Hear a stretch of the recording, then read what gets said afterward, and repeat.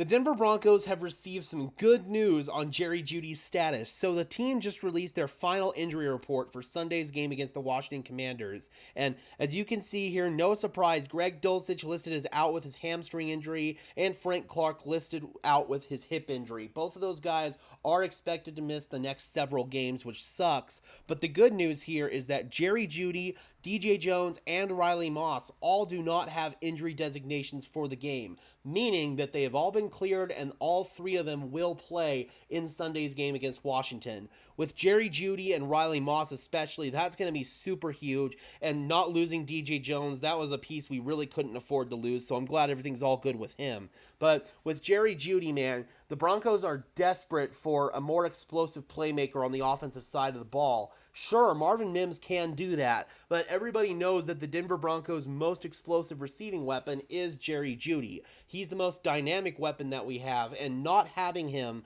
was definitely apparent in week one's game. The Denver Broncos were forced to work the quick game quite a bit. They were forced to work a lot of underneath short throws, and in this next game, I'm hoping that we'll see at least a few more big-time throws from Russell Wilson in this game with his most big-time receiving weapon out there. And then in terms of Riley Moss, I feel like there's a chance we could see him on the field, maybe rotating in with Damari Mathis. Mathis, of course, really struggled in last week's game going up against Jacoby Myers for the Raiders. Myers took him to school. Mathis is going to get a much better chance this week when he's going to have to go up against the Commanders' two outside wide receivers on the other side of Terry McLaurin. Both of them I really think of as more of slot guys in Jahan Dotson, Curtis Samuel, and they also have De'Ami Brown in the mix as well. So they've got a lot of guys that aren't really conducive to being outside receivers, at least when I look at them on tape. So it's going to be interesting to see who they primarily have going on the boundary on the other side of Pat Surtain, who of course is going to be dealing with Terry McLaurin for the entire game. So Riley Moss, I would not be surprised at all if they potentially rotated him in at some point throughout the course of the game. And if Damari Mathis continues to struggle, then we'll probably see more and more Riley Moss out there.